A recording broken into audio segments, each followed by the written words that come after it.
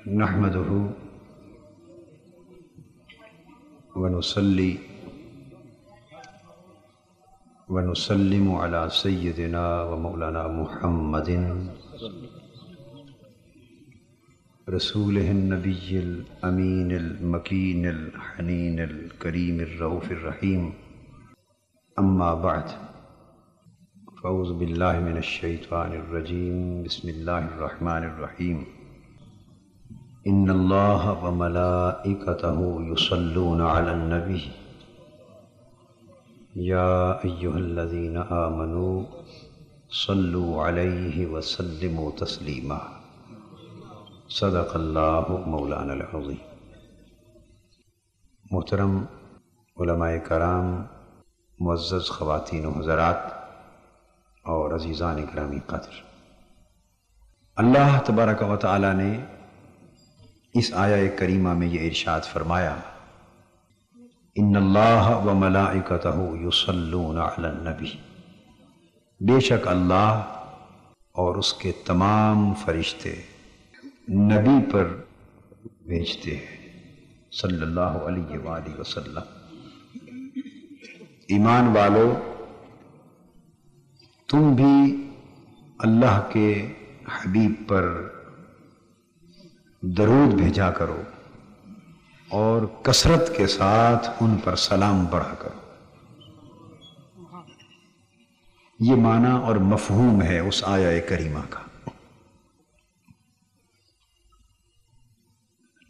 یہ مہینہ چونکہ حضور نبی اکرم صلی اللہ علیہ وآلہ وسلم کی ولادت باسعادت کا مہینہ ہے، جس کی مناسبت سے یہ کانفرنس میلاد مصطفیٰ کے عنوان سے معنون ہے کہ اللہ تبارک و تعالی نے فرمایا کہ بے شک اللہ اور اس کے تمام فرشتے نبی صلی اللہ علیہ وآلہ وسلم پر درود بھیجتے. اس آیہ کریمہ کے ابتدائی کلمات میں چند اصول معلوم ہوتے ہیں اور چند حقائق کا پتہ چلتا ہے. سب سے پہلے تو یہ کہ عربی زبان کے کچھ قاعدے ہوتے ہیں. علم نحو کی روح سے کچھ جملے اسمیہ ہوتے ہیں، کچھ جملے فعلیہ ہوتے ہیں. دونوں کا فرق آسان طریقے سے عرض کر دوں. جملہ فعلیہ وہ جملہ ہوتا ہے جس میں کسی بھی ایک زمانے میں کسی کام کے کرنے کا ذکر ہوتا ہے. مثلا جب جملہ فعلیہ ہوگا تو فعل آپ جانتے ہیں کہ اس میں زمانے کی 3 قسمیں. فعل میں یہ زمانہ ماضی ہوتا ہے، جو کام ماضی میں ہوا اور گزر گیا. یہ توجہ طلب ہے یہ بات.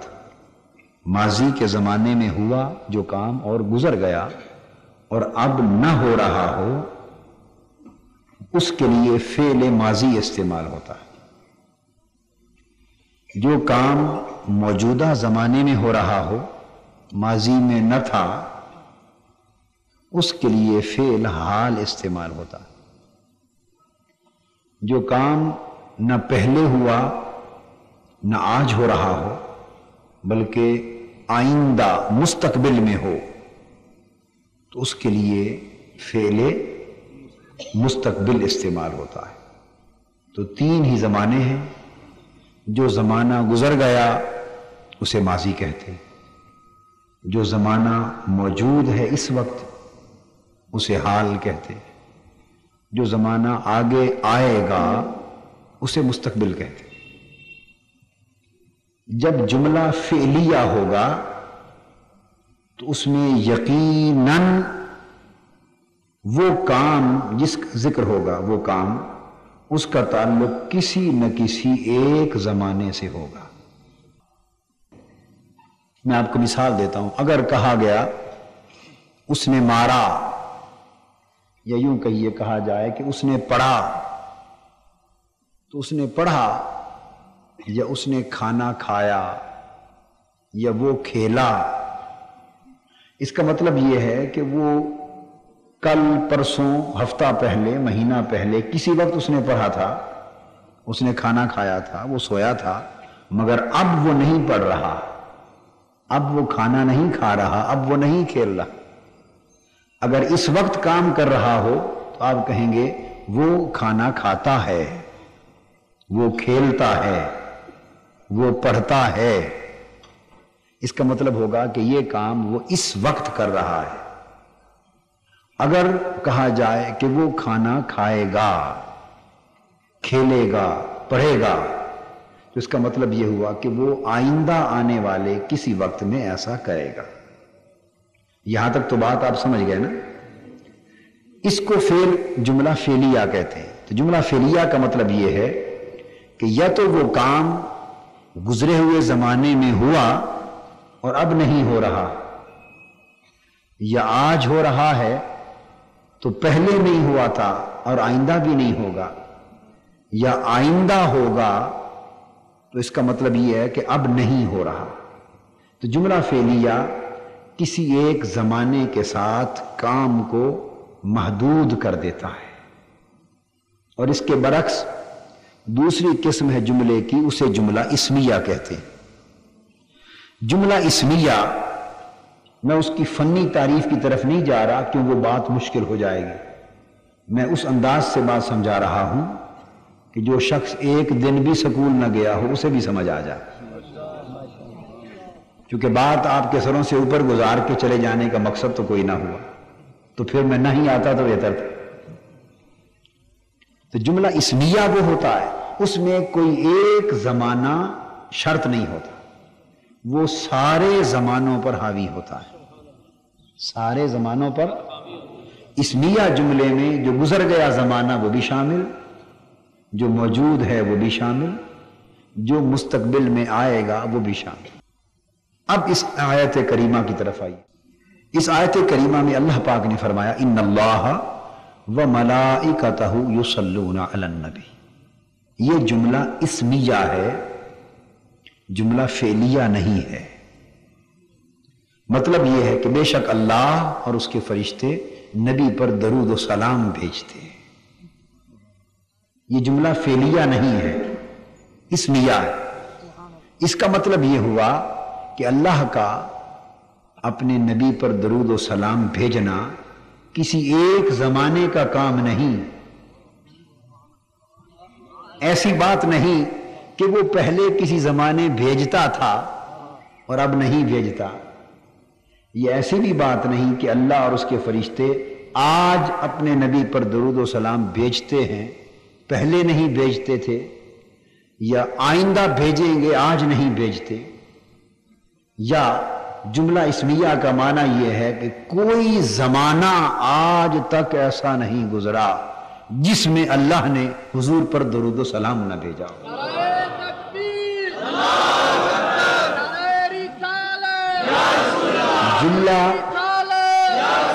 جملہ اس آیت کریمہ کی ابتدا کا یہ جملہ اسمیہ ہونے کا مفہوم اب یہ ہو گیا کہ لوگوں اور ایمان والو جان لو تم جو کام کرتے ہو وہ کسی نہ کسی ایک زمانے سے متعلق ہوتا ہے۔ اللہ پاک بھی ایسے کام کرتا ہے، اللہ بھی ایسے کام کرتا ہے جو اس نے ماضی میں کیا آج نہیں کر رہا۔ مثلا ہم نے اللہ سے پاکستان مانگا، اللہ نے ہمیں پاکستان عطا کر دیا، تو اللہ نے کام کیا نا ہمارا۔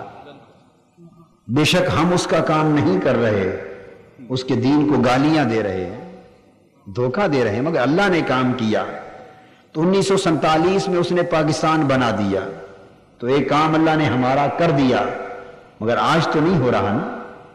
اللہ نے زمین آسمان پیدا کر دیے، آج تو نہیں پیدا ہو رہے۔ اب ایسے کام بھی ہوتے ہیں، کہیں بارش ہوتی ہے، اب اگر بارش ہو جائے تو اللہ پاک اس وقت بارش فرما رہا ہے، اس وقت موسم خوشگوار ہے، اللہ نے موسم کو خوشگوار کر دیا ہے، تو یہ ایک کام اس وقت کر دیا۔ کل کوئی بیمار ہو جائے گا، اس وقت صحت یاب بیٹھے ہیں تو اللہ نے ہمیں اس وقت صحت دی ہے۔ کل صبح خدا نہ کرے کوئی بیمار ہو جائے تو تو اللہ اس کو بیماری دے گا۔ تو آپ نے دیکھا نا، ہر کام کسی نہ کسی ایک زمانے سے متعلق ہے۔ اللہ کا بھی ہر کام ہر وقت نہیں ہوتا، کبھی کوئی کام ماضی سے متعلق ہے، کبھی حال سے متعلق ہے، کبھی مستقبل سے متعلق ہے۔ مگر یہاں جملہ اسمیہ کا معنی یہ ہے کہ لوگوں جان لو، جب سے کائنات میں نے زمانوں کو پیدا کیا ہے، ماضی حال مستقبل تو کل کی باتیں ہیں، ماضی حال مستقبل تو کل کی باتیں ہیں۔ بھئی یہ تو چاند سورج پیدا ہوئے اور دن رات بنے تو آپ کا ماضی بھی بنا، اور دن رات بنے تو حال بھی بنا، اور دن رات بنے تو مستقبل بھی بنا۔ مگر ایک وقت وہ تھا جب سورج بھی نہ تھا، چاند بھی نہ تھا، زمین و آسمان بھی نہ تھے، دن اور رات بھی نہ تھے، بس سارا زمانہ ہی زمانہ تھا۔ جملہ اسمیہ کا معنی یہ ہے لوگوں، سارے کام اپنے اپنے زمانوں میں ہوتے ہیں، مگر ایک کام اپنے حبیب پر درود و سلام بھیجنے کا ایسا ہے کہ جب سے زمانہ بنا ہے تب سے اپنے مصطفیٰ پہ درود و سلام بھیج رہا ہوں۔ جب تک زمانہ رہے گا تب تک بھیجتا رہوں گا، بلکہ جب زمانہ نہ تھا تب بھی بھیجتا تھا، جب زمانہ ختم ہو جائے گا تب بھی بھیجتا رہوں گا۔ کہ اس جملہ اسمیہ کا معنی یہ ہوا کہ حضور علیہ السلام پر اللہ پاک ہمیشہ سے درود و سلام بھیج رہا ہے اور ہمیشہ بھیجتا رہے گا۔ گویا جب سے اللہ نے مخلوق کو، زمانے کو، وقت کو پیدا کیا، کوئی ایک لمحہ آج تک ایسا نہیں آیا جب اللہ نے اس ایک لمحے میں حضور پر درود و سلام نہ بھیجا، اور قیامت تک اور قیامت کے بعد بھی کوئی ایک لمحہ ایسا نہیں آئے گا جس لمحے میں لمحہ ہو مگر حضور پر درود و سلام نہ ہو۔ زمانے تنگ ہیں، حضور پر درود و سلام بھیجے جانے کا عرصہ زیادہ ہے۔ یہ تو پہلا نقطہ ہے جو اس آیت کریمہ کے جملہ اسمیہ سے ہمیں معلوم ہوا۔ اب آگے چلیے، اس کے بعد اللہ پاک نے ارشاد فرمایا ان اللہ و ملائکتہ یصلون علی النبی، اللہ درود و سلام بھیج رہا ہے اور فرشتے بھیج رہے۔ بھیجنے کی بات تو سمجھ گئے نا، ہر ایک کے پلے آ گئی۔ کب سے بھیج رہا ہے؟ جب سے، جب اور کب بھی نہ تھے، اس وقت سے بھیج رہا ہے جب ابھی وقت بھی نہ بنے تھے، یعنی ہمیشہ سے بھیج رہا ہے اور ہمیشہ بھیجتا رہے گا۔ حضور پر درود و سلام کا کوئی عرصہ معین نہیں ہے صلی اللہ علیہ وسلم۔ اب دوسری بات، ارشاد فرمایا وَمَلَائِكَتَهُ، اور اس کے فرشتے۔ آپ ترجمے میں یہی پڑھتے ہیں نا، اور اس کے فرشتے، مگر بات یہ نہیں۔ عربی کا قاعدہ یہ ہے، ملائکہ ملک کی جمع ہے، ملک کہتے ہیں فرشتے کو، فرشتہ واحد، اور اس کی جمع فرشتے، اس کو عربی میں کہتے ہیں ملائکہ۔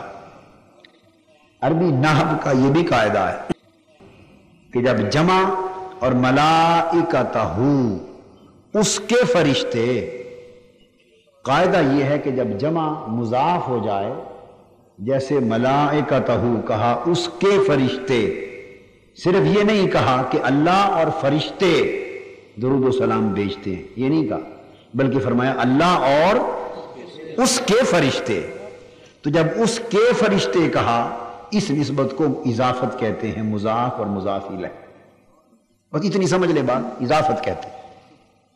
جب جمع مضاف ہو تو عربی کا یہ قاعدہ ہے، اور یہ وہ قاعدے بتا رہا ہوں جس میں مسلکوں اور فرقوں کا جھگڑا اور اختلاف نہیں، مختلف مسجدوں کا اختلاف ان قاعدوں میں، جو بات میں بتا رہا ہوں اس پر اختلاف نہیں ہے، سب کے لیے اصول ایک ہوتے ہیں۔ یہ زبان اور ادب کے قاعدے ہیں، ہر ایک کے لیے ایک ہوتے ہیں۔ ماضی حال اور مستقبل کی تعریف میں تو اختلاف نہیں ہوتا نا، نحو کے قاعدے میں اختلاف نہیں۔ تو اس کے فرشتے، تو جب جمع مضاف ہو جائے تو اس کا فائدہ ہوتا ہے عمومیت کا، استغراق کا، کلیت کا۔ مطلب یہ بنتا ہے کہ جب جمع مضاف ہوا تو ملائکتہ کا مفہوم ہوا اس کے سارے فرشتے. کیا مفہوم بنا؟ یعنی خالی فرشتے کہنے سے یہ بھی ممکن ہو سکتا ہے کہ کچھ فرشتے بھیجتے ہوں اور کچھ نہ بھیجتے. تو فرشتے سے بات تو بن جاتی ہے نا، کچھ بھیجیں کچھ. مثلا یوں کہا جائے بھئی حافظ آباد کے لوگ، بہت لوگ آئے ہیں آج کانفرنس. اگر آپ یوں بھی کہہ لیں کہ بہت لوگ آئے ہیں تو بہت لوگ کہہ کر بھی اس کا معنی یہ تو نہیں بنتا نا کہ حافظ آباد کے سارے لوگ آ گئے. ہزارہ افراد گھروں میں بیٹھے. اور جب یہ کہا جائے کہ حافظ آباد کے سارے لوگ آ گئے تو آخر دونوں باتوں میں کوئی فرق ہے یا نہیں؟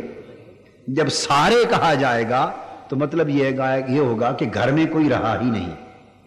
اور جب کہے گا، ہم کہیں گے کہ حافظ آباد کے لوگ، یہ بہت لوگ، تو اس کا مطلب ہے بے شک بہت ہوں گے مگر سارے نہیں، کچھ گھر میں بھی ہیں. بس اسی مثال سے بات کو سمجھیں.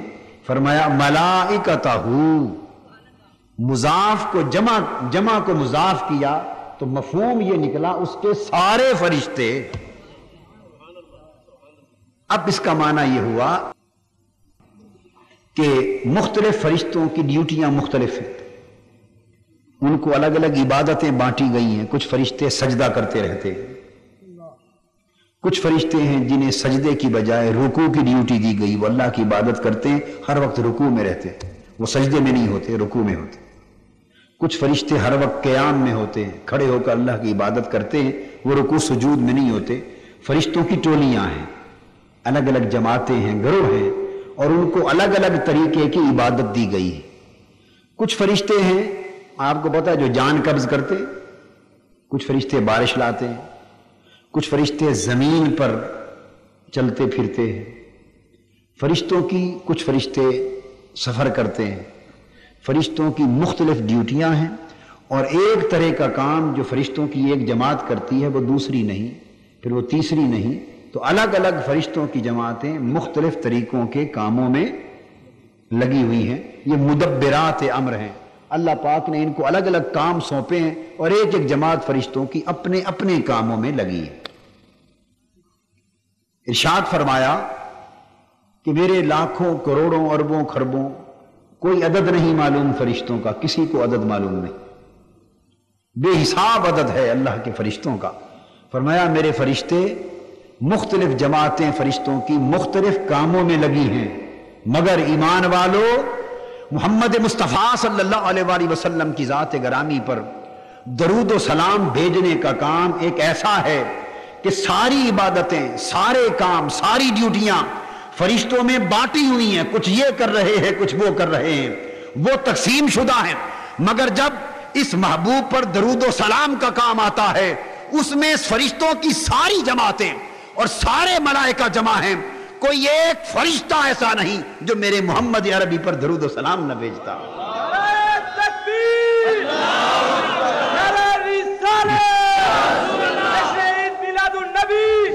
گویا اللہ کے سارے فرشتوں کا کام کیا ہے؟ باقی کام جدا جدا ہیں، ایک کام میں سب متفق ہیں، ایک کام میں سب مشترک ہیں.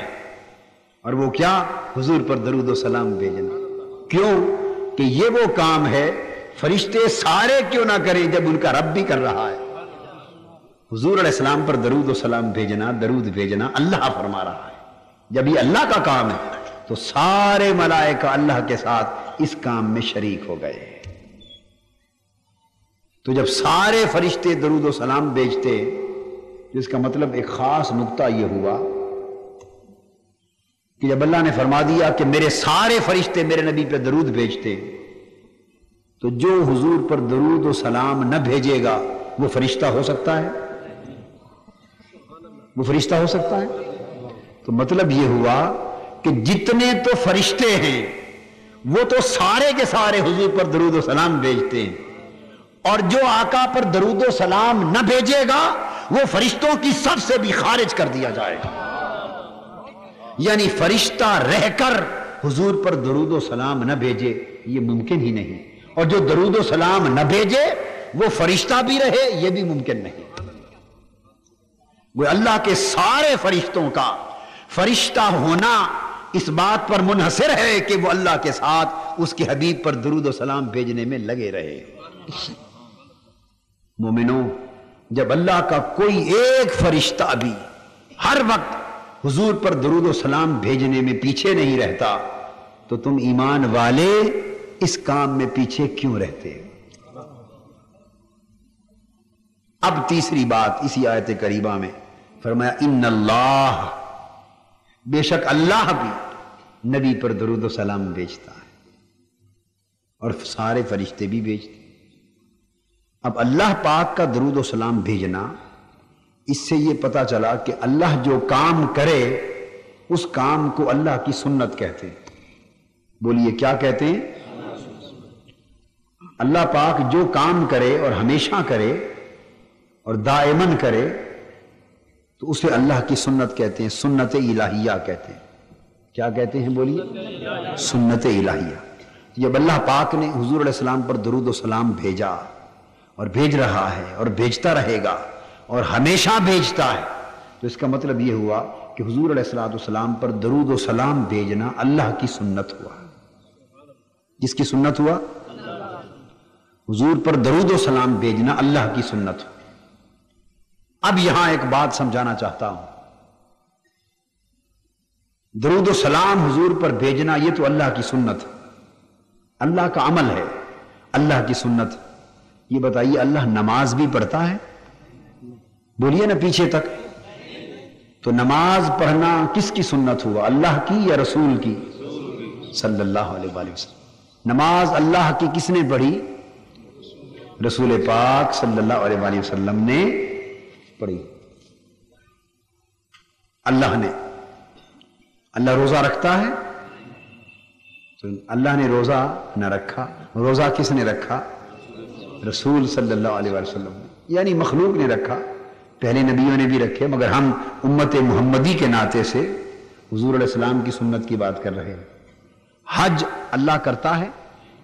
کس نے کیا؟ رسول پاک صلی اللہ علیہ وسلم۔ تو حج کس کی سنت ہوا؟ حکمن تو فرض ہو گیا، درجے میں تو فرض ہو گیا، مگر فعلاً یعنی کسی کا فعل اور عمل ہونے کی نسبت سے سنت ہوا کس کی؟ تو نماز پڑھنا فعلاً حضور کی سنت، ویسے فرض۔ روزہ رکھنا فعلاً حضور کی سنت، حج کرنا فعلاً حضور کی سنت، صدقہ خیرات زکوٰۃ دینا فعلاً حضور صلی اللہ علیہ وسلم کی سنت۔ جتنی عبادتیں آپ اور ہم کرتے ہیں یہ ساری کس کی سنت ہیں؟ اللہ عبادت کرتا ہے کسی کی؟ نہیں، معاذ اللہ، وہ تو خود معبود ہے۔ تو پتہ یہ چلا کہ سارے اعمال اور ساری عبادتیں رسول کی سنت ہیں صلی اللہ علیہ وسلم، اور رسول پر درود و سلام بھیجنا اللہ کی سنت ہے۔ اب جو بات سمجھانا چاہتا ہوں وہ یہ، اللہ اور اللہ کے رسول کا درجہ کیا برابر ہے؟ نہیں، معاذ اللہ، استغفر اللہ۔ جو اللہ اور اس کے رسول کے درجے کو برابر جانے وہ کافر ہے۔ رسول کا درجہ اللہ کے برابر بولیے نہیں ہو سکتا، کسی باب میں بھی نہیں ہو سکتا۔ جو رسول کو اللہ کے برابر جانے وہ کافر ہے۔ اللہ خالق ہے، رسول مخلوق ہے۔ اللہ مالک ہے، رسول مملوک ہے۔ اللہ معبود ہے، رسول عبد ہے۔ اللہ کا درجہ رسول کے برابر نہیں، اللہ کا درجہ بلند ہے، بالا ہے۔ کسی نے کیا خوب کہا، بعد از خدا بزرگ توئی قصہ مختصر۔ رسول پاک صلی اللہ علیہ وسلم کا درجہ ساری کائنات سے بلند ہے مگر اللہ سے نیچے ہے۔ تو جب یہ بات آپ سمجھ گئے کہ رسول کا درجہ اللہ کے برابر نہیں، تو اب میرے سوال کا جواب دیں۔ جب رسول کا اپنا درجہ اللہ کے درجے کے برابر نہیں تو رسول کا کوئی کام درجے میں اللہ کے کام کے برابر ہو سکتا ہے؟ سمجھ آئی ہے بات؟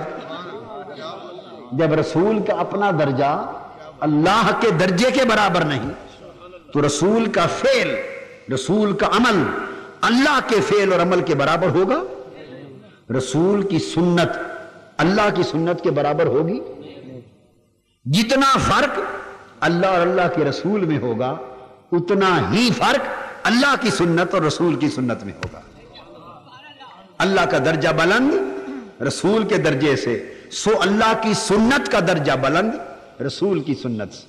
جب یہ بات اصولاً طے پا گئی، آؤ اب ذرا دیکھو، اللہ کا درجہ رسول سے بلند اور رسول کا درجہ اللہ سے نیچے، رسول کی سنت اللہ کے سنت سے کم تر اور اللہ کی سنت رسول کی سنت سے برتر. جب یہ فرق طے پا گیا تو پھر نماز، روزہ، حج، زکوٰۃ، سارے فرائض، سارے واجبات، ساری سنن، سارے اعمال صالحہ، سارے صدقات، ساری حسنات، سارے خیرات، ساری نیکیاں، الغرض دین میں ہم جو کچھ کرتے ہیں وہ سارے عمل رسول کی سنت ہیں، اور رسول پر درود و سلام بھیجنا رب کی سنت ہے. جس طرح رسول رب کے برابر نہیں، اس طرح رسول کی سنت رب کی سنت کے برابر نہیں. معلوم یہ ہوا لوگوں، نماز، روزہ، حج، زکوٰۃ، سارے فرائض سر آنکھوں پر بلند بلند تر صحیح، مگر خدا کی سنت کے مقابلے میں ساری عبادتیں ایک طرف اور مصطفیٰ پر درود و سلام بھیجنا ایک طرف.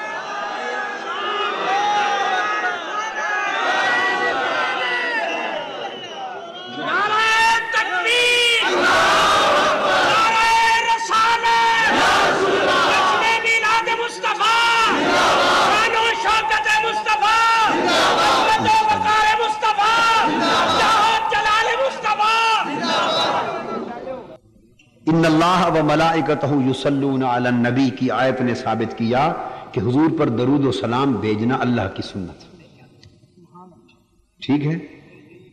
صحابہ کرام نے پوچھا یا رسول اللہ صلی اللہ علیہ وسلم، بار بار قرآن میں حکم آیا ہے نماز پڑھا کرو، نماز قائم کیا کرو، کیف نصلی یا رسول اللہ، حضور صلی اللہ علیہ وسلم ہم کیسے نماز پڑھیں؟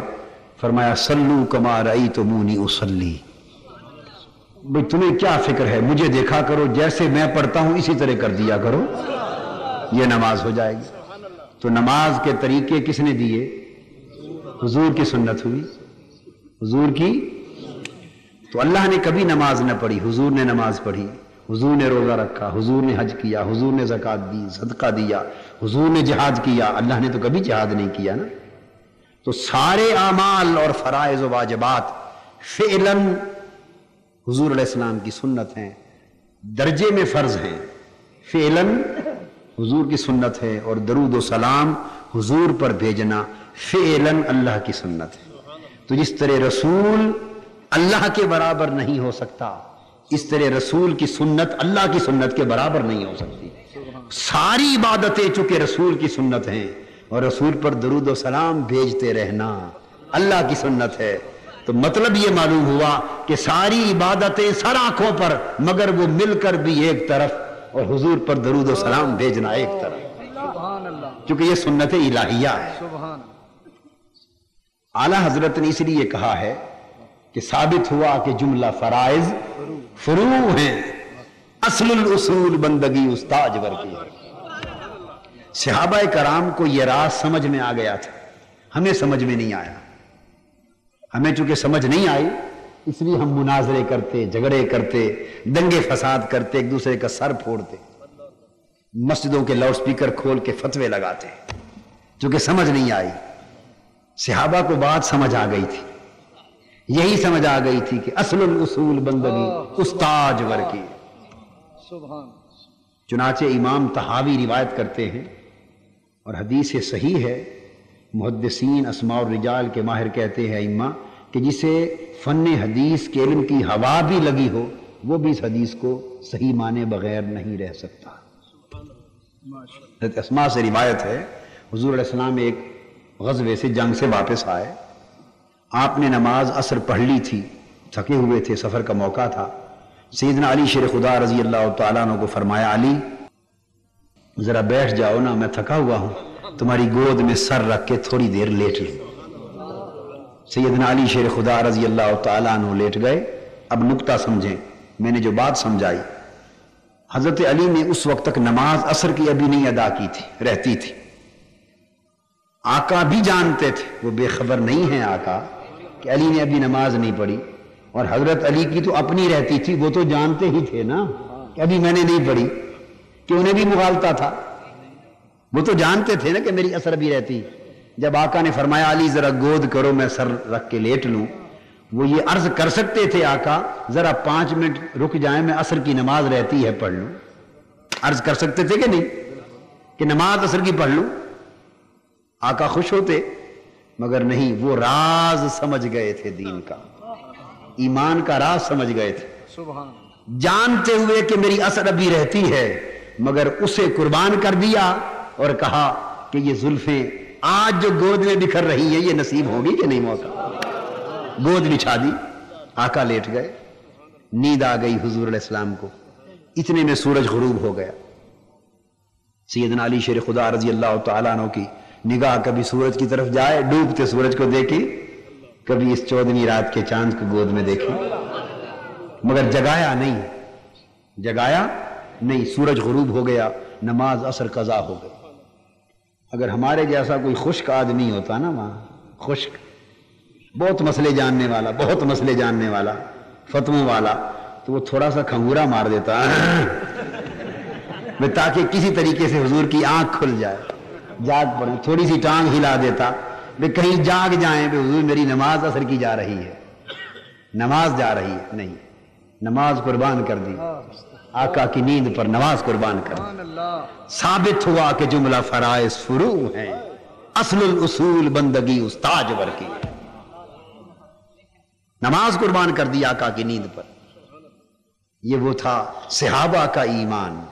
وہ ایمان کا راز سمجھ گئے تھے، مسئلوں کی جان سمجھ گئے تھے. ہم مسئلے لیے پھرتے ہیں، ان کے پاس مسئلوں کی جان آ گئی تھی. نماز قضا ہو گئی، آقا اٹھے. حضور علیہ السلام نے فرمایا علی اٹھ کر پوچھا، جب قضا ہو چکی اٹھ کر پوچھا علی نماز پڑھ لی تھی عصر کی؟ قربان جائیں. حدیث پاک میں خود ہے، حضور بخاری شریف میں ہے، فرمایا صرف میری آنکھیں سوتی ہیں، دل جاگتا ہے.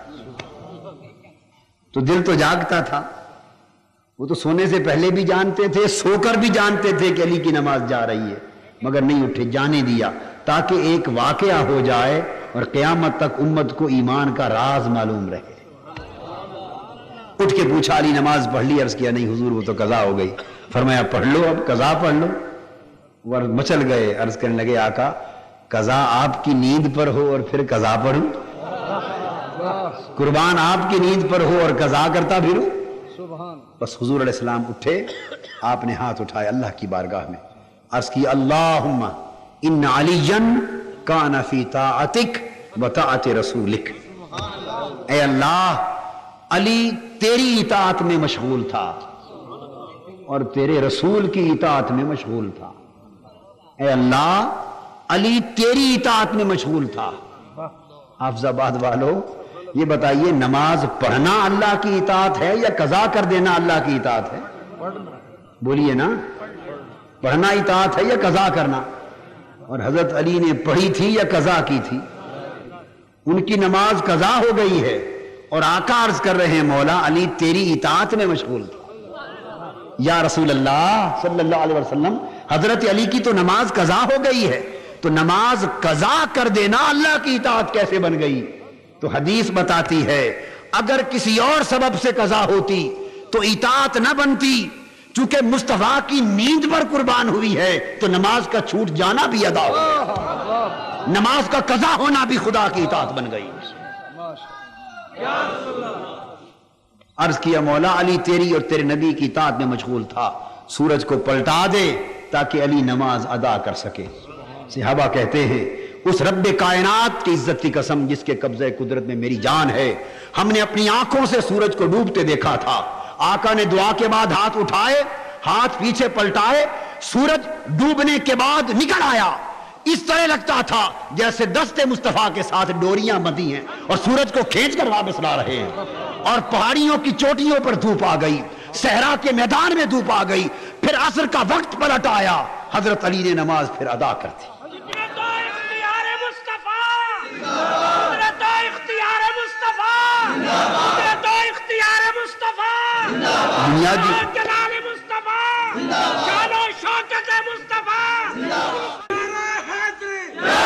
کمال ایمان صحابہ، کمال ایمان صحابہ. یہ میں نے جو واقعہ بتایا ہے ایک حضرت علی ایک حضرت علی کی کیا بات، سارے صحابہ ہی یہی راز جان گئے تھے، ہر صحابہ۔ ایک صحابی تھے، جب نماز کھڑی ہوتی نا، نماز، یہ بھی صحیح بخاری میں ہے، نماز میں جب سب کھڑے ہو جاتے تو پہلی صف میں وہ دائیں ہاتھ ہو کے کھڑے ہوتے، لوگ نماز شروع کر لیتے، قبلہ کی طرف منہ کرتے، وہ چہرہ پھیر کر حضور کا چہرہ تکتا رہتا، رخ مصطفیٰ دیکھتا رہتا۔ صحابہ کو بھی پتا تھا کہ یہ نماز میں حضور ہی کو دیکھتا رہتا، آقا کو بھی پتا تھا، مگر نہ کبھی حضور نے روکا نہ کبھی صحابہ نے روکا، اس لیے کہ حضور کو تکنا کسی کو علامہ اقبال کہتے ہیں حضرت بلال کے حق میں، کسی کو دیکھتے رہنا نماز تھی تیری، کسی کو دیکھتے رہنا نماز تھی تیری، جی ادائے دید سراپا نیاز تھی تیری، کسی کو دیکھتے رہنا نماز تھی تیری۔ ہائے ہائے، وہ وقت یاد کریں جب حضور علیہ السلام علیل تھے وصال سے پہلے، حکم دیا سیدنا ابو بکر صدیق رضی اللہ تعالیٰ عنہ کو، ابو بکر صحابہ کو نماز پڑھایا کر، امام مقرر کر دیا۔ 2-3 روز گزر گئے، ایک روز افاقہ ہوا، آقا نے محسوس کیا میں اٹھ کے ذرا دیکھوں تو صحیح میرے غلام ابو بکر کے پیچھے کیسے نماز پڑھتے۔ اٹھ کے آئے، حضور علیہ السلام نے در دولت کا پردہ ہٹایا گھر کا، مسجد نبوی میں صحابہ با جماعت نماز پڑھ رہے ہیں، سیدنا صدیق اکبر رضی اللہ تعالیٰ عنہ امام ہے، نماز ہو رہی ہے۔ صحیح بخاری میں انس بن مالک رضی اللہ تعالیٰ عنہ روایت کرتے ہیں، ان ابا بکر کان یصلی لهم فی وجع النبی الذی توفی فیہ حتی اذا کان یوم الاثنین فهم صفوف فی الصلاۃ فکاشف النبی صلی اللہ علیہ وسلم ستر الحجرہ ینظر الینا وهو قائم فتبسم کأن وجهه ورقۃ مصحف۔ آقا اٹھے، پردہ ہٹایا، صحابہ کہتے ہیں ہم صف در صف نماز میں کھڑے تھے، حضور ہمیں دیکھنے کے لیے پردہ ہٹایا اور ہمیں دیکھا، اور ہمیں اس حال میں دیکھ کر خوش ہوئے، مسکرا پڑے، اور جب مسکرائے انس بن مالک، صحابہ کہتے ہیں خدا کی قسم یوں لگ رہا تھا حضور کا چہرہ جیسے قرآن کھل گیا، جیسے قرآن کھل گیا۔ اب جو بات آپ کو سمجھانا چاہتا ہوں، آپ میں سے کتنوں نے حج کیا ہے یا عمرہ کیا ہے؟ ذرا ہاتھ کھڑا کریں، دیکھیے اللہ آپ کو اور نصیب کرے، سب کو نصیب کرے، غور سے سن لیں، آپ کو اللہ پاک نصیب کرے وہ موقع۔ اگر آپ جائیں تو دیکھیں گے جو حضور علیہ السلام کی جالی مبارک ہے، جالی مبارک، جہاں آقا کا گھر تھا در دولت، حضرت عائشہ صدیقہ رضی اللہ تعالیٰ عنہ کا حجرہ، جس دروازے کا پردہ ہٹا کے آ کے کھڑے ہوئے تھے، وہ اس طرف پڑتا ہے، اور ریاض الجنہ جو مسجد نبوی جہاں صحابہ کرام کھڑے نماز پڑھ رہے تھے وہ اس طرف ہے، اور قبلہ اس طرف پڑتا ہے۔ تو آپ نماز اگر کھڑے ہو کے پڑھیں تو حضور علیہ السلام کے در دولت کا دروازہ آپ کے بائیں کندھے کی طرف پڑتا ہے۔ آپ سمجھ گئے نا بات؟ اب آپ ذرا نقشہ کریں، آپ کعبے کی طرف منہ کر کے نماز پڑھ رہے ہو اور بائیں کندھے کی طرف کوئی دروازے میں آ کے کھڑا ہو، تو حالت نماز میں آنکھیں کہاں ہوتی ہیں؟ دائیں بائیں گھومتی ہیں یا سجدہ گاہ پہ ہوتی ہیں؟ اور یہ نماز میری اور آپ کی تو نہیں تھی، یہ تو ابو بکر، عمر، عثمان و علی کی نماز تھی، حضور کے صحابہ کی نماز تھی۔ کتنا استغراق ہوگا، سجدہ گاہ پہ نگاہیں جمی ہوں گی، حالت نماز میں بائیں کندھے کی طرف پردہ ہٹا حضور کھڑے ہیں، تو نماز کے دوران حضور کا مسکراتا ہوا چہرہ صحابہ نے کیسے دیکھ لیا؟ آپ ذرا کریں نا، سامنے سجدہ گاہ پہ نگاہ رکھ کے کھڑے ہوں، بائیں طرف کوئی آئے تو نظر آتا ہے چہرہ، مسکراہٹ نظر آتی، کیسے مسکراتا ہوا چہرہ دیکھ لیا؟ واقعہ یہ ہے، صحیح مسلم میں بھی ہے، ترمذی میں بھی ہے، محدث امام اسقلانی نے، امام قسطلانی نے، مختلف محدثین نے اس پر تفسیر لکھی۔ وہ کہتے ہیں کہ جب پردہ ہٹا 3 دن ہو گئے تھے، مشتاقان دید کو یار کا چلوا دیکھے، آقا کا مکھڑا دیکھے نگاہیں ترس گئی تھی، کسی کو دیکھتے رہنا نماز تھی تیری۔ 3 دن گزر گئے تھے، آقا کو تک نہ سکے تھے، نگاہیں بے قرار تھی، مشتاق دید تھے۔ حالت نماز میں ادھر پردہ ہٹا، پردہ ہٹنے کی آواز آئی۔ یہ بعض محدثین کہتے ہیں کہ جب پردہ ہٹا اور رخ یار سامنے آیا تو حضور کے چہرہ انور کے نور کا پرتو مسجد میں پڑا، لوگ سمجھ گئے پردے کی آواز سن کر یا نور کا پرتو دیکھ کر کہ حضور تشریف لے آئے۔ بس ادھر آقا کی آمد کا اندازہ ہوا، یہ پہلے ہی بےتاب تھے، حالت نماز میں قبلہ ادھر تھا مگر بے ساختہ صحابہ کے چہرے رخ یار کی طرف پھر گئے، حضور کے چہرے کی طرف پھر گئے، بے ساختہ پھر گئے۔ اور حدیث پاک میں ہے فَحَمَمْنَا أَن نَفْتَتِنَا مِنَ الْفَرْحِ بِرُؤْيَةِ النَّبِيِّ صلی اللہ علیہ وسلم۔ صحابہ کہتے ہیں، اور ایک حدیث میں فَأَرَدْنَا أَن نَتْرُكَ الصَّلَاةَ، ہم نے ارادہ کر لیا کہ آج حضور کا چہرہ آنکھوں کے سامنے ہے، نماز چھوڑ دیں۔ خطرہ ہو گیا کہ ہم نمازیں توڑ دیں، آقا کے چہرے کو تکتے رہیں۔ اور ایک روایت میں آتا ہے کہ حضور کے چہرے پر یک لخت بعض صحابہ کی نماز کے دوران جو نگاہ پڑی، خوشی کے مارے اچھل پڑے، اچھل پڑے خوشی کے مارے۔ کیا وجد کا عالم ہوگا، کیا وجد کا عالم ہوگا۔ عقل اور مسئلہ کہتا ہوگا بھئی قبلہ ادھر ہے، چہرے نہ پھیرو۔ عشق انہیں کہتا ہوگا قبلہ ادھر ہے تو آج قبلے کا قبلہ ادھر ہے۔ پہلے تو یہ نوبت کبھی آئی نہ تھی، وہ نمازیں پڑھتے ہی حضور کے پیچھے تھے، قبلہ بھی ادھر اور قبلے کا قبلہ بھی ادھر، سمت ایک ہی تھی، تو چہرے بدلنے کی نوبت نہ آئی۔ آج پہلا واقعہ آیا کہ ادھر حضور کی علالت ہے، رخ کعبے کا ادھر ہے اور رخ یار کا ادھر ہے۔ اس وقت عقل کہتی ہوگی رخ ادھر نہ پھیرو، نمازیں ٹوٹ جائیں گی، قضا کرنی ہوگی۔ عشق کہتا ہوگا نمازیں جو قضا ہوں پھر ادا ہوں، نگاہوں کی قضائیں کب ادا ہوں۔ اور پھر بات یہ ہے کہ حضور کو تکنے سے نماز قضا ہی کب ہوتی، آقا کو تکنے سے تو نماز کو کمال ملتا ہے، نماز پر جوانی آتی ہے، نماز پر شباب آتا ہے۔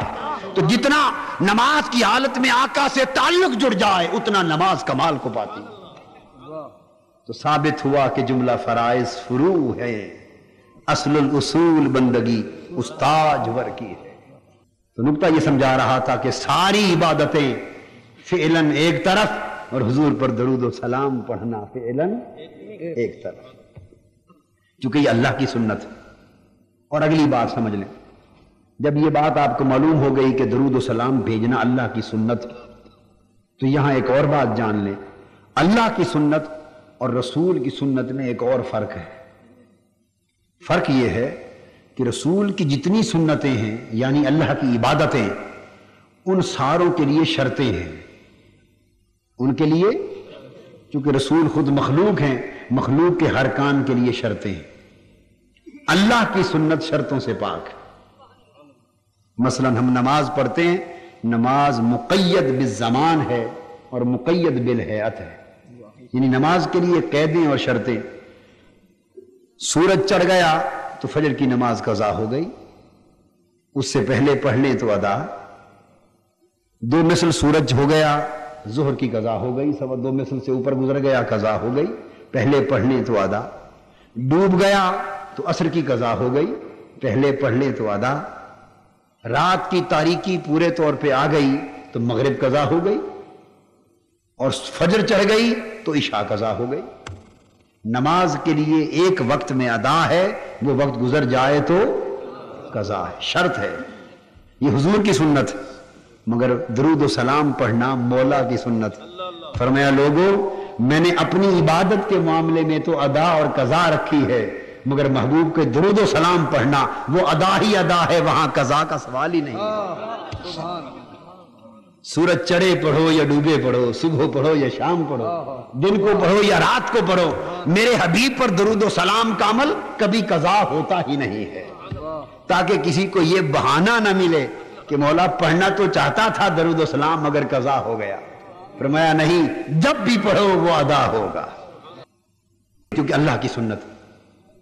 نماز کے لیے وقت کی پابندی، نماز کے لیے شکل و صورت کی پابندی، فرض نماز کھڑے ہو کر پڑھو صحت یاب ہو، بیٹھ کر پڑھو تو نہیں ہوگی، قیام کرو، رکوع کرو، سجود کرو، یوں کرو، ساری پابندیاں ہیں۔ روزے کے لیے پابندی، اگر کھانے کا ایک لقمہ بھی فجر طلوع ہو جانے کے بعد صبح تک کھا لیا روزہ نہیں ہوگا، غروب سے پہلے کھا لیا روزہ ٹوٹ گیا۔ تو وقت کی پابندی روزے کے لیے۔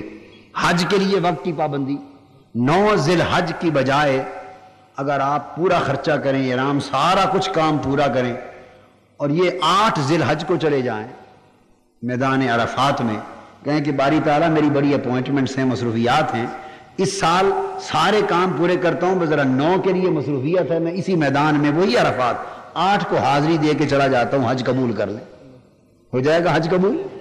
فرمایا نہیں، وہ دن مقرر ہے، آگے پیچھے ہوگا تو نہیں ہوگا۔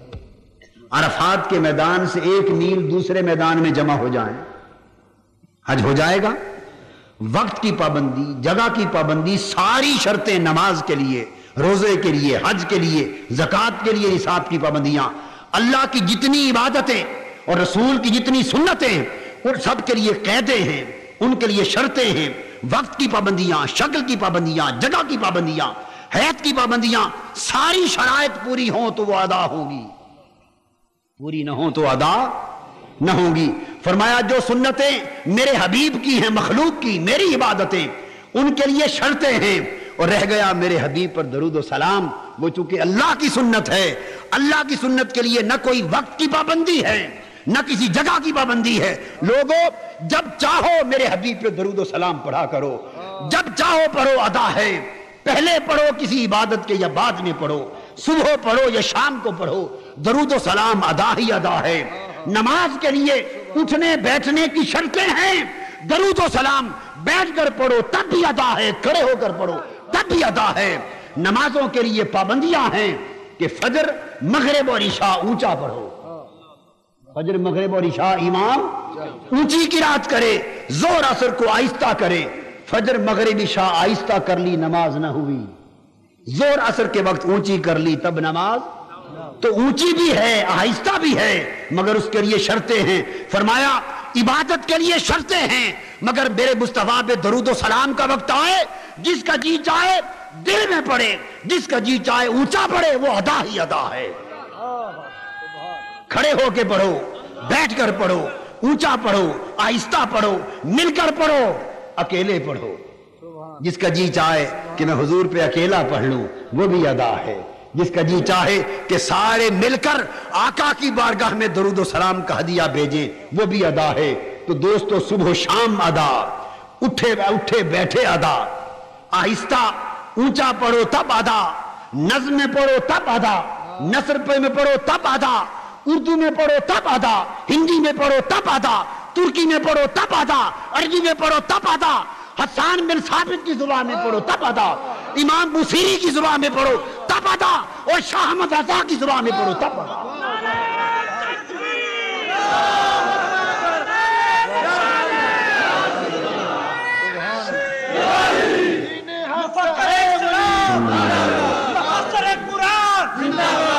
قرآن مجید نے ایک اصول بتا دیا، لوگوں درود و سلام پڑھنا میری سنت ہے، اس میں ساری شرطیں اٹھا دی۔ جب میں نے شرطیں اور پابندیاں نہیں لگائیں، تم کاہے کو لڑتے پھرتے ہو، جھگڑے کرتے پھرتے ہو؟ اونچا پڑھ لیا تو فتوے لگ گئے، جھگڑے ہو گئے، نیچا پڑھ لیا جھگڑے ہو گئے، درود و سلام کے لیے کھڑے ہو گئے تب جھگڑے شروع ہو گئے، بیٹھ کے پڑھا تب جھگڑے شروع ہو گئے۔ جی جس سیغے سے پڑھو اس سیغے سے نہ پڑھو۔ جب رب نے اپنے حبیب پر درود و سلام کے لیے ساری شرطیں قیدیں مٹا دیں، اس لیے کہ جس کی جو زبان ہے وہ پڑھے، حضور کی بارگاہ میں درود و سلام جانا چاہیے، جیسے ذوق ہے پڑھو، جانا چاہیے، کوئی پابندی نہیں ہے، کوئی پابندی نہیں۔ اب درود و سلام پر جھگڑا ہوگا، جیسے جس کا جی چاہے، کوئی بیٹھ کے پڑھنا چاہے وہ بھی پہنچتا ہے آقا کو، کوئی کھڑے ہو کے پڑھے وہ بھی پہنچتا ہے، آہستہ پڑھ لے وہ بھی جاتا ہے، اونچا پڑھ لے، اکیلا پڑھ لے وہ بھی جاتا ہے، غلام سب مل کے ہدیہ بھیج دیں آقا کو وہ بھی جاتا ہے۔ یہ تو ذوق کی بات ہے، اور یہ سارے کام فرشتے کرتے ہیں۔ فرشتے بیٹھے ہوئے ہیں کہ نہیں عبادت میں مصروف، جلوس میں ہیں اور قیام میں ہیں کہ نہیں؟ فرشتوں کی مختلف حالتیں ہیں عبادتوں کی، اور ملائکتہ کی تفسیر میں آپ کو بتا چکا ہوں، جمع مضاف ہے تو مطلب ہے سارے فرشتے درود و سلام پڑھتے ہیں، خواہ کوئی بیٹھنے کی حالت میں ہو یا قیام کی حالت میں ہو۔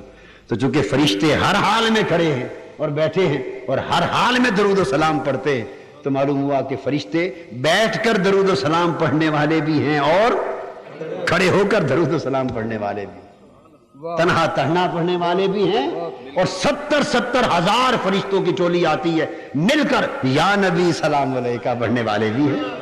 وہ جو 70,000 فرشتے آتے ہیں در رسول پر اور پوچھتے الصلاۃ والسلام علیک یا رسول اللہ، اور اپنے پر آقا کے مزار کو مارتے اور نور کی خیرات لیتے. کوئی جھگڑا نہیں، جیسے چاہو پڑھو. اور پھر اللہ کی سنت اور رسول کی سنت، بھئی اب یہ تو ساری بات بتا دی، اب اس میں الگ کیا ہے؟ جس وقت کسی عبادت سے اول پڑھو پیچھے پڑھو منع نہیں ہے شریعت میں. اذان کے بارے میں کسی نے اسپیشلی پوچھ لیا، میں سمجھا دوں. اذان سے پہلے اور اذان کے بعد کسی وقت بھی پڑھنے میں منع نہیں ہے، شریعت میں جائز ہے. کسی وقت بھی پڑھنے میں منع نہیں. مگر اب ایک امر مستحب اور امر مسنون بتا دوں. جائز تو پہلے پڑھنا بھی ہے، جائز تو کوئی کہے کہ پہلے پڑھنا ناجائز ہے، یہ سری زیادتی، یہ سری زیادتی ہے. کیونکہ میں نے بتا دیا حکم مطلق ہے، کوئی پابندی نہیں. مگر بعد میں پڑھنا زیادہ بہتر ہے، چونکہ یہ سنت ہے. بعد میں پڑھنا پہلے پڑھنے سے بھی زیادہ بہتر ہے، چونکہ بعد میں پڑھنا سنت ہے. اور حضور علیہ السلام نے فرمایا جو اذان کہے اور اذان سن کر جو اس کے کلمات کو دہراتا رہے اور اذان ختم ہو تو جو مجھ پر درود و سلام پڑھے اس کی بخشش ہوگی، اس کے درجات بلند ہوں گے، اس کی نیکیاں عطا ہوں. مشکات شریف میں حدیث ہے، صحیح مسلم کی ہے، حدیث صحاح ستہ کی ہے. تو اذان کے بعد حضور پر صلاۃ پڑھنا حکم ہے. اذان کے بعد صلاۃ پڑھنا حکم ہے حدیث پاک میں. تو اس لیے یہ زیادہ افضل ہے. تو بہتر ہے وہ کام جو مباح اور جائز ہو وہ تو جائز ہوتا ہی ہے، مگر اس کے مقابلے میں افضل اور مسنون کام کو کیا جائے تو زیادہ اجر ہے. خیر، میں یہ عرض کر رہا تھا اللہ کی سنت اور رسول کی سنت کے اعتبار سے ایک بات اور ہے. ساری عبادتیں ظنی القبول ہیں. کیا؟ یعنی اللہ چاہے ہماری نمازیں، روزہ، حج، زکوٰۃ، عبادتیں جو بھی ہم کریں، صدقہ خیرات، اللہ چاہے قبول فرما لے، چاہے قبول نہ فرمائے. پابندی نہیں، اللہ پر کوئی پابندی نہیں ہوتی. ظنی القبول کا معنی یہ ہے کہ وہ ممکن ہے قبول ہو جائیں اور ممکن ہے قبول. ہماری ساری عبادتوں میں گارنٹی نہیں ہے. آپ نماز پڑھیں تو آپ گارنٹی، کوئی ہے جو گارنٹی دے کہ میری نماز رد نہیں ہو سکتی؟ کوئی ہے جو روزے کی گارنٹی دے، حج کی گارنٹی دے، زکوٰۃ کی گارنٹی؟ کسی عمل پر گارنٹی نہیں. ہر عبادت، ہر عمل ظنی القبول ہے. مولا چاہے قبول فرما لے، مالک چاہے قبول نہ فرمائے. مگر درود و سلام ایک وہ عبادت ہے جو قطعی القبول ہے، جس میں رد ہونے کا امکان ہی نہیں. جو شخص درود و سلام پڑھے گا، ادھر زبان سے درود و سلام نکلا، ادھر خدا کی بارگاہ میں قبول ہو گیا. یہ کبھی رد ہوتا ہی نہیں، یہ قطعی القبول ہے. ہر عبادت ظنی القبول، ہر عبادت یعنی ممکن ہے قبول ہو جائے، ممکن ہے قبول نہ ہو. مگر درود و سلام وہ عبادت ہے قبول نہ ہونے کا امکان ہی نہیں ہے. آپ کہیں گے کیسے؟ اس لیے کہ جب آپ نے درود پڑھا، یہ سلام پڑھا، تو کہا اللہم صلی علی سیدنا محمد وعلی آل سیدنا محمد وبارک وسلم. اے اللہ حضرت محمد صلی اللہ علیہ وآلہ وسلم پر درود بھیج، سلام بھیج، برکتیں بھیج، رحمتیں بھیج. یہ ہے درود. تو جب آپ نے یہ کہا، اب ذرا توجہ سے سمجھ، جب آپ نے یہ عرض کیا مولا حضور پر درود سلام اور برکتیں بھیج، تو اس کے رد ہونے کا امکان ہے؟ خود فیصلہ کر لو. آپ سب مفتی بن گئے اس مسئلے میں، اس ایک مسئلے میں آپ سب کو مفتی بنا دیا. رد ہونے کا مطلب یہ ہے کہ اوپر سے جواب آئے کہ میں نہیں بھیجتا درود. پھر سنیے درود کیا ہے؟ اللہم صلی علی سیدنا محمد. یا سلام کیا ہے؟ الصلاۃ والسلام علیک یا رسول اللہ. یا رسول اللہ آپ پر صلاۃ ہو، درود ہو، سلام ہو. یہ ہے درود و سلام. اب ہم دونوں پہلو لے لیتے ہیں نا. رد ہونے کا امکان کیا ہے؟ کہ جواب آئے بندے تو نے جو کہا کہ نبی پر درود و سلام ہو، میں نہیں بھیجتا. یہ نبی پر درود و سلام نہیں کرتے. کیا ہے اللہ کی بارگاہ میں یہ امکان؟ نہیں. کیوں؟ کہ وہ تو اعلان کر چکا ہے ان اللہ و ملائکتہ یصلون علی النبی.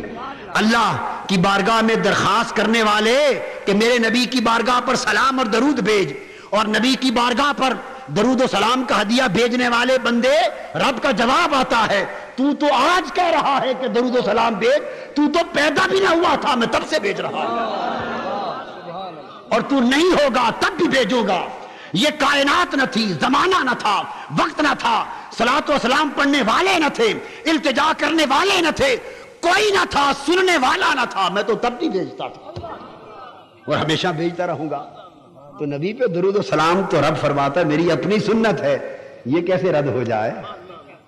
تو حضور پر درود و سلام کبھی رد، بولیے کبھی رد، گناہگار سے بڑے گناہگار کے منہ سے بھی درود و سلام نکل جائے وہ رد نہیں ہوتا، بڑے سے بڑے گناہگار کے منہ سے بھی درود و سلام رد، درود و سلام رد ہوتا ہی نہیں، بات ہی ختم ہو گئی نا، بات ہی ختم ہو گئی نا، رد ہوتا ہی نہیں، قطعی القبول ہے۔ تو جب قطعی القبول ہوا، اس لیے حدیث پاک میں بھی ہے اور بزرگوں نے طریقہ بتایا۔ باقی عبادتیں ظنی القبول ہیں، ہم دعا کرتے ہیں، دعائیں قبول بھی ہوتی ہیں، دعائیں راستے میں معلق لٹک بھی جاتی ہیں، معلق بھی کر دی جاتی، اوپر نہیں جاتی، روک دی جاتی۔ تو حدیث پاک میں ہے ذکر کی مجلس کرتے ہیں، بعض اوقات روک دی جاتی ہیں مجلس سے۔ تو طریقہ کیا ہے کہ ہماری ہر عبادت اللہ تک توڑ جا پہنچے اور راستے میں نہ رکے۔ فرمایا اگر چاہو کہ تمہاری عبادتیں اور تمہاری دعائیں اور تمہارے اعمال راستے میں نہ رکیں، وہ بھی قبول ہو جائیں اور توڑ رب کی بارگاہ تک جا پہنچیں، یہ چاہتے ہو تو جو دعا کرو اور عبادت کرو اس سے پہلے بھی مصطفیٰ پہ درود و سلام پڑھ لو، آخر میں بھی درود و سلام پڑھ لو۔ درود و سلام کی جرمٹ میں جو عبادت جائے گی وہ بھی قبول ہو جائے گی۔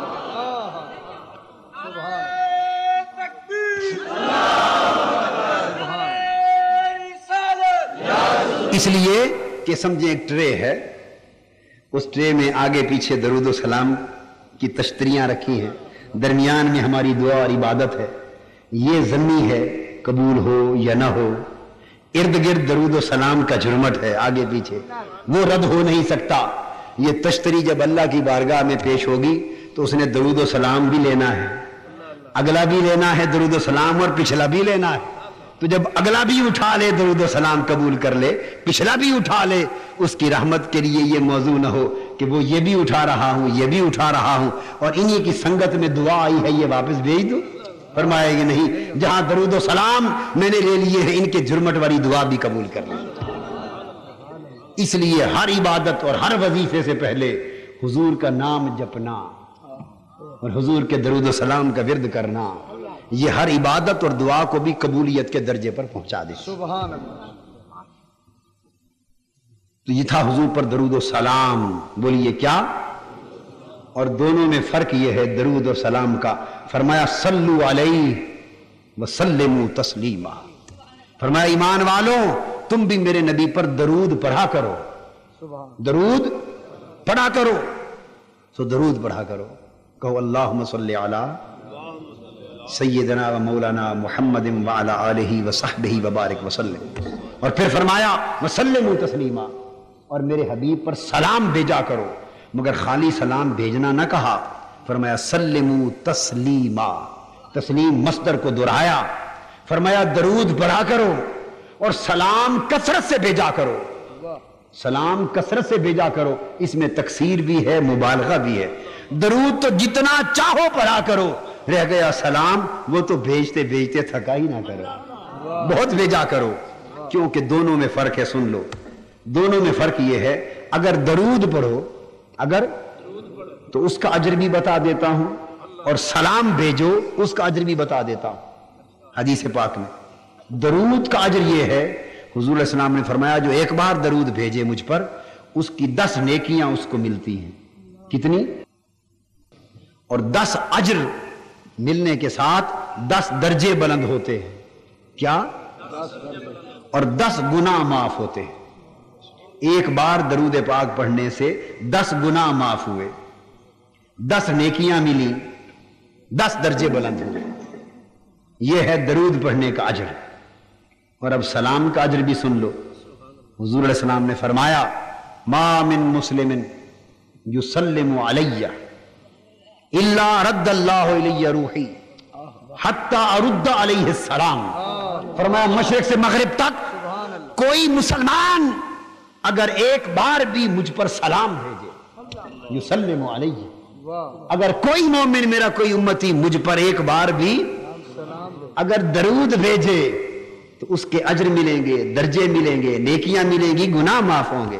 और अगर मेरा उम्मती मुझ पर सलाम भेजे तो हदीस पाक है, आका ने फरमाया कि मेरे खुदा ने मेरी रूह मेरे जिस्म में वापस लौटा दी है। मेरे उम्मती का जब सलाम आता है मैं अपनी जुबान से उम्मती को सलाम का जवाब देता हूं, मैं उम्मती को सलाम का जवाब देता हूं। अब सलाम क्या है? सलाम है अस्सलातु वस्सलामु अलैका या रसूल अल्लाह। हुजूर आप पर सलात हो और सलामती हो, आप पर रहमतें हो और आप पर सलामती हो। सलाम किसे कहते हैं? सलामती हो। इसका जवाब आएगा आका की बारगाह से, मेरे उम्मती अब जवाब आ रहा है, मुझ पर सलाम भेजने वाले तुझ पर भी रहमतें हो और तू भी सलामत रहे। हाय हाय हाय, तू भी सलामत रहे। अब यहां तालिब दो किस्मों के हैं, कुछ तालिबान सवाब हैं, कुछ तालिबान यार हैं, कुछ तालिबान अजर हैं, कुछ तालिबान यार हैं। तो दरूद से तो बाबा अजर मिलता है, सलाम से यार का जवाब आता है, सलाम से हुजूर का जवाब आता है। अजर और नेकियों को क्या करना, जब हुजूर का जवाब आ जाए सारे अजर उसी में। और दरूद में भी इसलिए आखिर पे सल्लिम रखा, दरूद में भी सलाम डाल दिया ताकि वो भी इस बरकत से महरूम न। वबारिक वसल्लिम, दरूद को भी सलाम में साथ बदल दिया। और नमाज में पहले सलाम रखा, बाद में दरूद रखा। अत्तहियात में पढ़े, पहले क्या है? दरूद है या सलाम? अस्सलामु अलैका अय्युहन नबिय्यु व रहमतुल्लाहि व बरकातुहू। सलामती हो, सलाम हो आप पर ए मेरे आका, आप पर रब की रहमतें और बरकतें हो।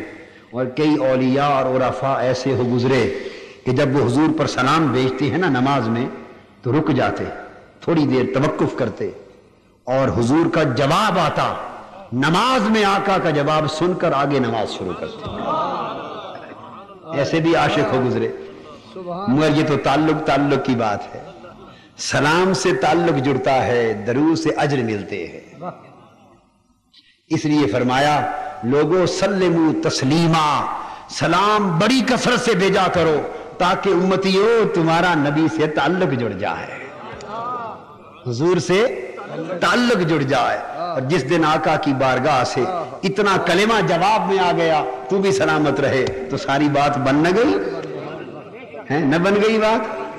हजरत मुल्ला जामी रहमतुल्लाह अलैह आका की बारगाह में हाजिर होते और हाजिरी के बाद जब अलविदाई सलाम अर्ज करते ना, हुजूर की जालियों के सामने आकर वापसी का सलाम अर्ज करते ना, हुजूर सलाम हो आप पर, अंदर से जवाब आता, खुश रवी ओ जामी बाज आई, खुश रवी जामी व बाज आई,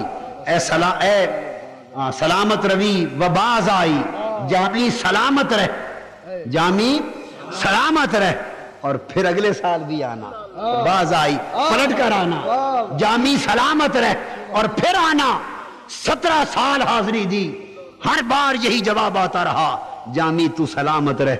और हमारी बारगाह में फिर आना।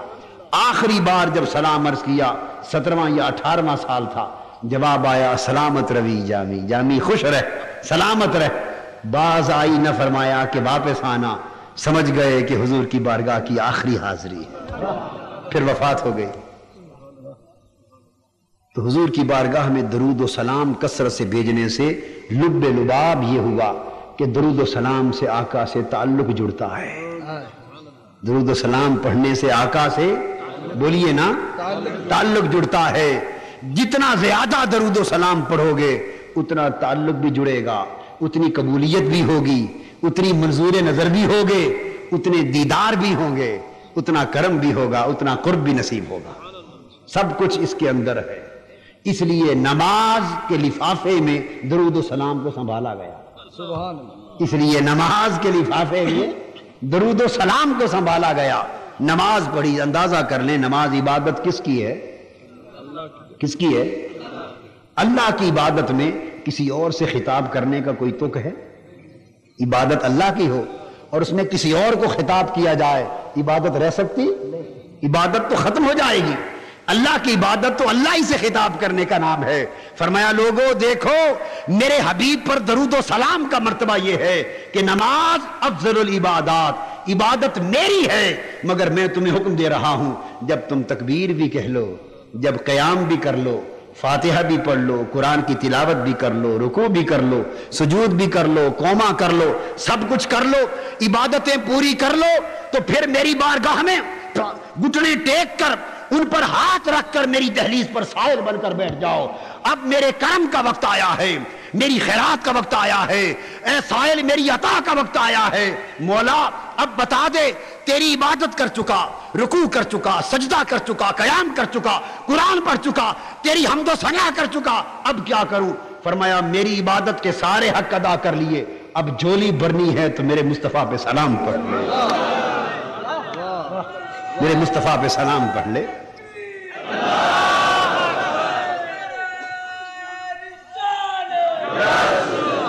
تو حضور پر سلام پڑھ لے، حضور پر سلام پڑھ لے۔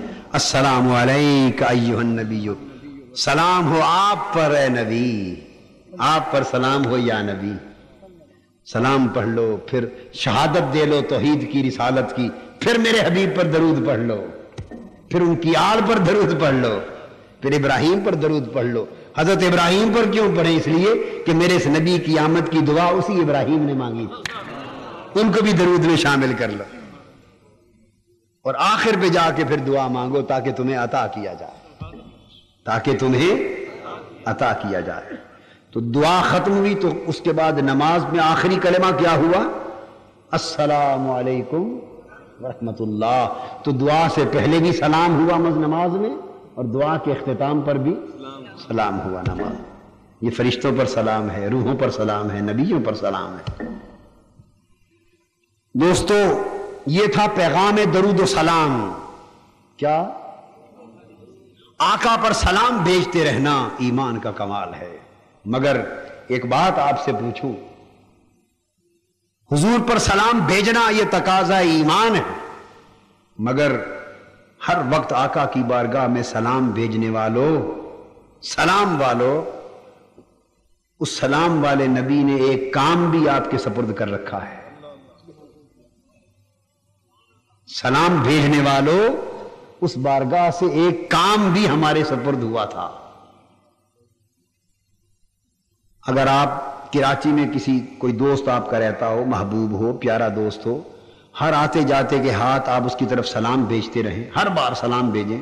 اس نے آپ کو کوئی کام بھی کہا ہو کہ یہ کام کرنا آپ کی ذمہ داری ہے، آپ کے ذمہ لگایا، وہ ہر بار پوچھے بھی میرا کام کیا جو آپ کے ذمہ لگایا تھا یا نہیں؟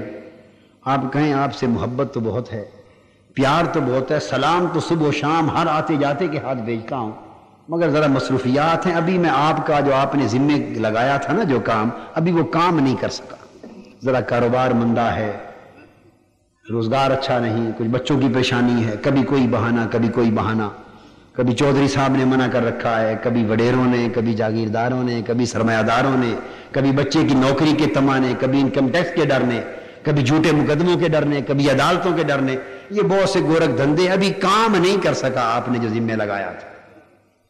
اور 1 سال گزر جائے، 2 سال گزر جائیں، 3 سال گزر جائے، ہر بار سلام تو جائے مگر کام نہ ہو، جو کام اس نے سپرد کیا تھا وہ کام نہ کریں، اور اسی غفلت میں 44 سال گزر جائیں، اسی غفلت میں بولیے سلام بھیجتے بھیجتے تو 44 سال گزر جائیں، اور محبوب ہر بار پوچھے کہ تم نے ایک بات کہی تھی کہ مولا ہمیں حضور کے صدقے سرزمین پاکستان دے دے، ہم لا الہ الا اللہ محمد رسول اللہ کا نظام لائیں گے، ہم یہاں نظام مصطفیٰ لائیں گے، تیرے دین کا نظام نافذ کریں گے۔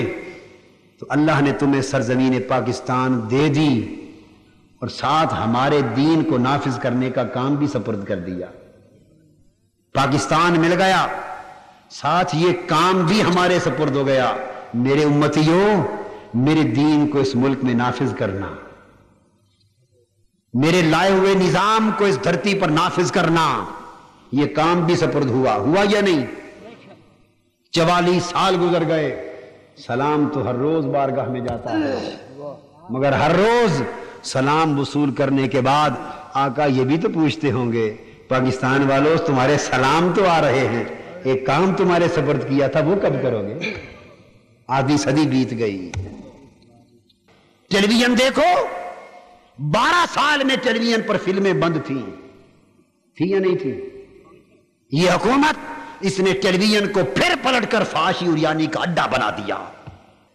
باقاعدہ ہدایات آ گئی ہیں ٹیلی ویژن اتھارٹیز کو، ہدایات آ گئی کہ قرآن کے درس داڑھی والے علماء سے دلوانے کی بجائے داڑھی منڈے لوگ تلاش کیے جائیں تاکہ داڑھی والے علماء کو پس منظر سے ہٹایا جائے۔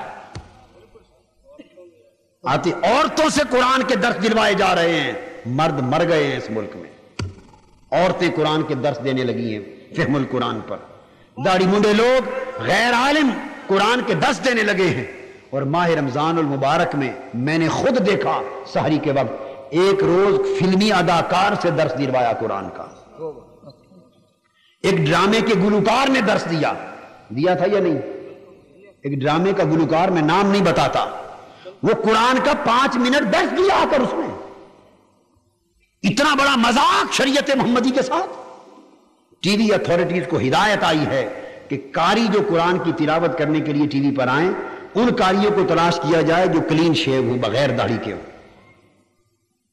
اور میں بتا دینا چاہتا ہوں، اگر بند نہ باندھا گیا، اس دین دشمنی کی مہم کو روکا نہ گیا، اس شریعت کے خلاف ایک منظم در پردہ بغاوت کے کام کو روکا نہ گیا، سن لو میری بات، لکھ لو، وہ وقت قریب ہے مسجدوں میں مصلوں پر داڑھی منڈے امام کھڑے ہوں گے، دینی شاعر کو مٹایا جائے گا، مذاق اڑے گا دین کا، شریعت کا۔ کمال عطا ترک والا کام ہوگا جو ترکی میں ہوا تھا، جس سے نسلیں دین کا نام بھول گئیں، مسجدیں میوزیم بن گئے، عجائب گھر بن گئے۔ وہ ترکی مسلمانوں کا ملک نہیں تھا؟ بولیے، 700 سال پوری دنیا پہ اسلام کی حکومت کی تھی ترکی نے، مگر ایک حکمران آیا، اس نے پورے ترکی کو دین سے ہٹا کے رکھ دیا۔ مصر میں علماء قتل کیے گئے، شام میں قتل کیے گئے، ترکی میں قتل کیے گئے۔ یہ پاکستان کو اس ڈگر پہ لے جایا جا رہا ہے۔ آج ابتدا ہے، آج انہیں گالی دینا شروع کی ہے، کل ہاتھ ان کے گریبانوں تک پہنچیں گے۔ میں اس لیے کہہ رہا ہوں، پاکستانی قوم کان کھول کر سن لے، کل کا اخبار پڑھا ہوگا آپ نے اور پرسوں کا، شاہ سرخی چھپی ہے اوپر، وہ بیان کرتے ہیں کہ یہ جو کہا جاتا ہے کہ پاکستان کے قیام کے وقت یہ نعرہ لگا تھا کہ پاکستان کا مطلب کیا، لا الہ الا اللہ، اور یہ کہنا کہ پاکستان اسلام کے نام پر بنا تھا، وہ کہتا میں یقین سے کہتا ہوں کہ قیام پاکستان کی تحریک میں لا الہ الا اللہ کا نعرہ لگا ہی نہیں سرے سے۔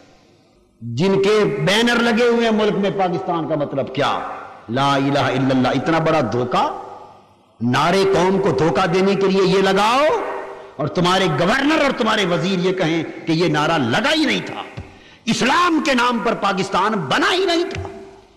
یہ اس بنیاد کو ہلا کر ختم کر دینا چاہتے ہیں۔ اسلام کی بقا کی جنگ شروع ہو چکی ہے۔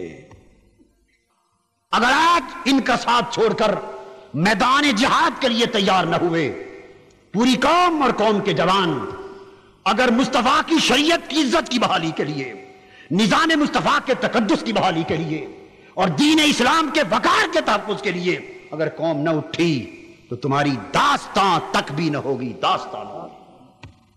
اللہ رب العزت آپ کو اپنی مدد و نصرت، اپنی رحمت، اپنے فضل اور حضور علیہ السلام کے نعرین پاک کی خیرات سے نوازے، اور پوری قوم کو یہ توفیق دے کہ اسلام کی عظمت کے لیے اور مصطفی انقلاب کی بپا کرنے کے لیے اپنا تن من دھن لٹا سکے۔ وما علینا الا البلاغ۔ صلی اللہ